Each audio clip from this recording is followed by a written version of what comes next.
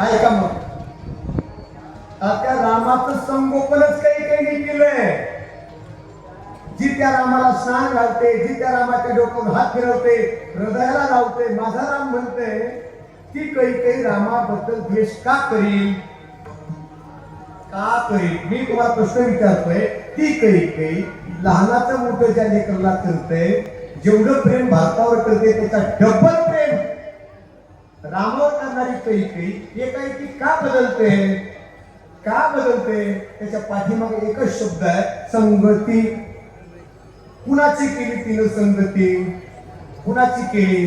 तिने संगती केली का मंथरेची? कुणाची? मंथरेची संगती केली आणि मंथरेच्या संगतीमुळे एवढा वाद झाला. हृदयातला राम डायरेक्ट त्याला वनवास आणि भारताला राज्यात इथपर्यंत मजल. त्याला मजल म्हणतोय मी. हे सोपं नाही बरं. एखादं प्रेमाचं माणूस त्याला तोडून बोलावं. राम लहानाचा मोठा तिने केलाय, त्याला तोडून बोलतोय. त्याच्या बोलण्यामुळे काय परिणाम होणार आहे त्याची पार्वतीला नाही, पती मारणार आहे. दशरथाचं रामावर विशेष प्रेम आहे आणि या प्रेमामुळे आपला पती मरेल याचं सुद्धा तिला काय नाही, स्वयं सुचत नाही.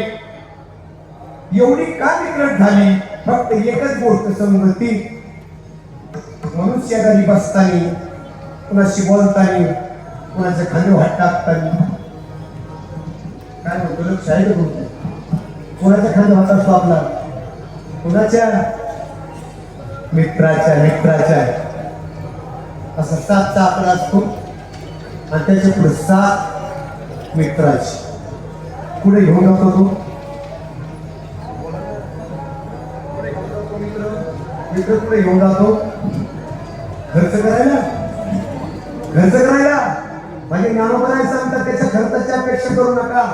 तुम्हाला सुख पाहिजे ना, हात सुरू नाही करतात, बाजून सरका त्याच्या जवळ. इतकं जवळ सुद्धा जाऊ नका. तुम्हाला विणकाल शब्द सांगू. विणकाल शब्द काय? चुकीच्या माणसाला स्पर्श झाला तरी आंघोळ करा. पतन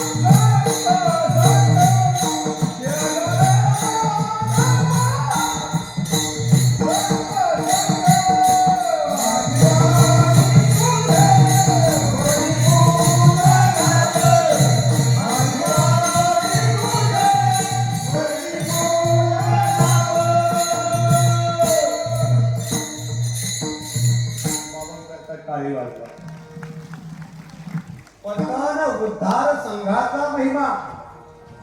दोन माझे पतन आणि उद्धार. पतन आणि उद्धार संघाचा महिमा. लक्ष देऊन ऐका. याच पंढरपुरामध्ये राका कुंभार नावाचे साधू राहत होते. रोज आपला उदरनिर्वाह करायचे. माती आणायचे, भाजायचे, गाडगे तयार करायचे, मटकी तयार करायचे आणि बाजारात विकून त्याचे 2 पैसे तयार करायचे. राका महाराजांच्या जीवनामध्ये खूप गोड प्रसंग आहे. एके दिवशी त्यांच्या घरामध्ये कच्च्या गाडीमध्ये एका मांजरीने आपली पिलावून टाकली. पिलं बांधणी टाकले घरच्याला माहित नाही आणि अजाणतेपणानं ते गाडगं उचलून आव्यामध्ये गेलं. आव्हा 3 दिवस त्या आव्यामध्ये ते गाडगं गेले. मांजर घरामध्ये आली आणि ओरडायला लागली. राका महाराजांनी आपल्या पत्नीला विचारलं, वंका अगं मांजर का ओरडते? महाराज 2 दिवस झालं ती सारखी ओरडते, तिच्या डोळ्यात पाणी पण आहे. मला वाटतं आपण जे गाडगे आभेमध्ये घातलेत ना, त्या कच्च्या गाडग्यामध्ये नक्की तिचे पिल्ल गेले असले. शंका उपस्थित झाल्याबरोबर महाराजांनी लगेच त्या परमेश्वराला साकडं घातलं. हे पंढरीनाथा, माझे जर पिल्ल वाचले ना, हा राका कुंभार अख्खा प्रपंच वाटून टाकेल, अंगाला राख लावेल आणि निघून जाईल या प्रपंचातून. पण काय करावं लागेल? माझे पिल्ल तुला सांभाळावं लागेल. तुका म्हणे भार घातली या वरी आणि होईल कैवारी नारायण. काय केला? भार घातला त्या पंढरी स्थानावर. विटेवरी ज्याची पाऊली समान, तोची एकदान शूरदाता दयाळिका. 2 दिवस अन्नाचा कण राका कुंभाराच्या पोटात नाही. उपोषणला पूर्ण कुटुंब घुसलेला आहे. राका बंका वंका 3 जण आहेत कुटुंबामध्ये. अन्न खात नाही, चूल पेटली नाही 3 दिवस. 3ऱ्या दिवशी आवाज शांत झाला. मुलीने आवाज दिला, बाबा आवाज शांत झालाय, आपण आता पिलं शोधूया. चला. पाणी वगैरे टाकलं. आव्यातून एक गाडगं काढायला लागले. एक गाडगं उचलत असताना हृदयाचे धोके वाढत होते. परमेश्वरा, माझे पिल्लं वाचू दे रे बाबा. परमेश्वरा, आज हात आहे. बेंबीच्या देशापासून ते प्रेम आहे. एक गाडगं काढत आहे. तेवढ्यात पोरगी मोठ्याने ओरडली, बघता महाराज बाबा, गाडग्यामध्ये पिले खेळतात. माझी पुढे उभा राहे सांभाळी.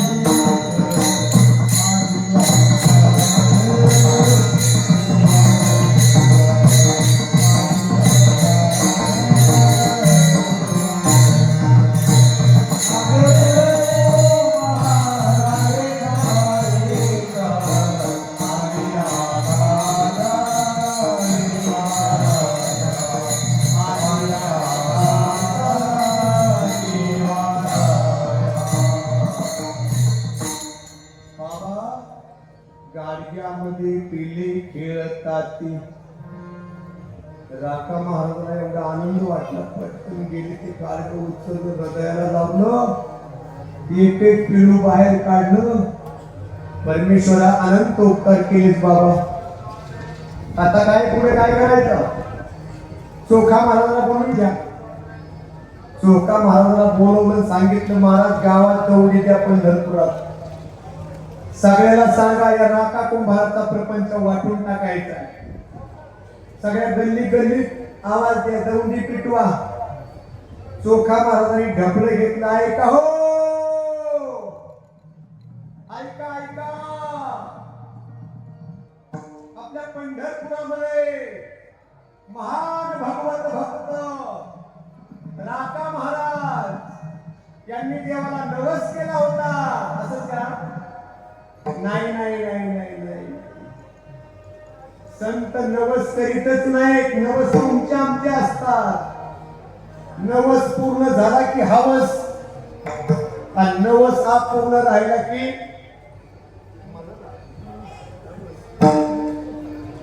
नवस पूर्ण झाला की हवस, आणि नवस हा पूर्ण राहिला की धवस.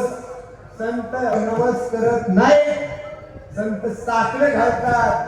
चोखा महाराज म्हणजे माझ्या राका कुंभारानं त्या परमेश्वराला साकडं घातलं होतं. हे परमेश्वरा, तुला माझं एक काम करावाच लागेल. आणि म्हणून त्यांनी त्यांचा संसार वाटाय काढलाय. ज्याला जे पाहिजे, कुणाला माठ न्या, कुणाला रांधण न्या, कुणाला दगड न्या, घराची माती काढून न्या, सगळं घेऊन जा, ज्याला जे पाहिजे ते आहे. काय बघता कोणला बरं. दुसऱ्या दिवशी सकाळी महाराजांच्या घरासमोर गर्दी जमा झाली, बघायची गर्दी जमा झाली. आता फक्त वाट पाहत होते, महाराजांनी उचला म्हणायची फक्त बस. महाराज म्हणजे रे बघता काय, घ्या ना तुम्हाला जे पाहिजे ते घ्या. ज्याच्या अंगात जरा बळ होतं का त्याने रांधून उचलला, म्हणजे आपल्या घरी कामावली. त्याच्यात थोडी कमी ताकद, त्याने आपले 2-2 माठ हातात घेतले. असे घ्यायला गेले की काय असं लगेच आनंद आहे. मला फुकट चाललेलं बरं वाटतं माणसाला, नाही वाईट. माणसाला सगळ्यात बरं कधी वाटतं, कधी वाटतं सांगा ना. फुकट आलं ना, फुकाटचं राहत नाही आणि कष्टाचं जात नाही. फुकाटचं राहत नाही आणि कष्टाचं जात नाही. याकरता एक प्रमाण देऊन सांगेल, ज्याची खरी सेवा त्याच्या भय काय जीवा. राका कुंभाराची सेवा खरी होती. सगळं वाटलं. शेजारी पाजारी म्हणजे आपल्याला आहे ना, पांढरे मातीच्या भीती आहेत ना, आपल्या आतली माती नेलं चुली साराय का होईल. नेवा का ने ना म्हणजे आम्हाला त्या ते जायचंच नाही. एक जण म्हणलं महाराज घराचं काम चालू आहे आणि चौकट घ्यायला पैसे नाही. चौकट तुमची तर आयटीच आहे, नेऊ का? खऱ्या सेट घेऊन जा. कोपरे सुद्धा नेले हो घराचे, काही ठुलं नाही, सगळं नेलं. त्या गावातले काही गोसावी बाहेरगावी पीठ आणण्याकरता गेले होते पंढरपुरात. ते ज्या दिवशी परत आले गावामध्ये बोपटा झाला, म्हणजे राका महाराज सगळं वाटलं तुम्ही पुढे गेलते. नामदेव महाराज पुढे गेलते सगळे म्हणणे, म्हणजे आम्ही गेलतो पारखे गावाला. तुम्हाला काही भेटलं नाही, कसं भेटलं, आम्ही इथं नव्हतो. महाराजांनी भेदभाव केला म्हणजे आमच्या विषयी. वाटायचं तर सगळ्याला वाटायचं. आम्ही काय केलं त्यांचं, जात तरी त्यांच्या घरी काहीतरी घेतले. 4-5 गोसाई महाराजांच्या घरी गेले. महाराज आणि त्यांच्या पत्नी दारात बसलेल्या. जाणून या संसार पैसलू अंगणी. बसल्याच्या नंतर ही 4-5 गोसावी आले. महाराजांना नमस्कार केला. म्हणजे महाराज आम्ही का तुमचं घोड मारलं नाही, आम्ही काही तुमचं प्रेम केलं नाही का, तुम्ही असा भेदभाव का केलाय का? बोला बोला. राका कुमाराने भेदभाव केलाय का? वाटलं तेव्हा सगळ्यांना दौंडी द्यायला होतं की नाही. मग दौंडी जर एखाद्याच्या कानावर पडली नसेल तर त्यात काही त्यांचा दोष आहे का? आहे का? समोरचे माणसं म्हणजे दौंडी आमच्या कानावर पडलीच नाही. आम्हाला सुद्धा तुमच्या प्रपंचात काहीतरी मिळायला पाहिजे, आम्ही याच गावचे ना. मग महाराजांनी आपल्या पत्नीला सांगितलं, बघ काही द्यायला आहे त्याला. सगळीकडे शोध होतात, कुठे काही राहिलं नाही. ती म्हणजे माती सुद्धा खांदून नेली लोकांनी. माणसं म्हणजे तुमच्या घराला काय घ्यायचं नाही, खांदू खांदू माती नेली, दगड माती सगळं दिलं. राधा कुमाराने विचारला, नीट पहा काही सापडलं. असे पत्र्याच्या कुणाला असे चूल केलेली होती. त्या चुली एक खापर पालथ घातलो. आता खापराखाली चुली थोडीशी रात राहिली होती. बस सगळं संपलं होतं. 5-6 रात राहिली. राका कुंभाराची पत्नी गेली, महाराज सापडलं. बरं वाटलं त्यांना. अगं काय सापडलं? 5-6 राख सापडली चुलीमध्ये. आणि गोसाव्याच्या पुढे हात त्याला सांगितलं, महाराज माझ्या प्रपंचात एवढंच शिल्लक राहिलं. काय? 5-6 राख. यातली तुम्हालाही थोडी घ्या आणि आम्हालाही थोडी ठेवा. आता तुम्ही राख घ्या आणि आम्हालाही थोडी ठेवा. गोसाई तृप्त झाले, आशीर्वाद दिला. महाराज काय लागतं गोसाईला? इंद्रियाचे स्वामी आम्ही झालो गोसावी. ज्यावेळेस आद्य जगद्गुरु शंकराचार्य 4 स्थापना केल्या धर्माच्या, त्यामध्ये गिरी, पुरी, गोल आणि भारती अशी 4 गट कुणी तयार केले ते माहिती आहे का? आद्य जगद्गुरु शंकराचार्य. कोणी कोणतं काम करावं, भिक्षुकी कुणी करावा, पूजापाठ कुणी करावा, हे सगळं त्यांनी त्यात नियमात आणि वेळ प्रसंग आल्यावर शस्त्र घेऊन कुणी लढावा. हे ज्यावेळेस धर्मस्थापना आद्यजगी शंकराचार्यांनी केली तेव्हा काही भिक्षू गोसाई होते, काही संन्यासी होते, काही प्रपंचातले, त्यांना सुद्धा अधिकार आहे. हा सोनी संसारी संसारात राहून त्यांना सुद्धा भगवे कपडे घालण्याचा अधिकार आहे. शंका घेताल तुम्ही. सप्तऋषी गृहस्थी होते का संन्यासी? बोला बोला. सप्तऋषी वशिष्ठ, पराशर, गौतम, आत्री, एका होळी, विश्वामित्र, हे सगळे गृहस्थी होते. सप्तऋषीचा अधिकार पहा. वशिष्ठासारखा वैराग्यवान महात्मा, त्यांचं सुद्धा लगीन झालं होतं. मग लग्न करून जे परमार्थ करतात त्यांना ह्या गोसाव्याच्या उपाधी दिल्या जात होत्या, ते नेमणुका त्यांच्या केल्या जात होत्या. त्यांनी महाराजांना आशीर्वाद दिला आणि मनातून म्हटले, महाराज मंबाजींनी सुद्धा त्या काळात तुकोबारायला त्रास दिला. ते कोण होते? मंबाजी कोण होते? गोसावी.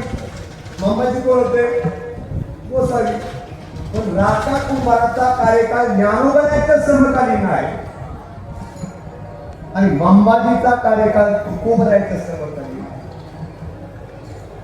ते भाग्य त्या काळातले राका कुंभार या काळात मंबाजीच्या रूपाने अवतरणार का येऊ नये आणि का त्यांचा उद्धार होऊ नये म्हणून महाराज सांगतात, आपल्याला सुख शोधायचंय ना, संतांचं जीवन पहा, शास्त्र पहा, त्याच्याशिवाय आपल्याला सुख मिळणार नाही. अभंगाचे पहिले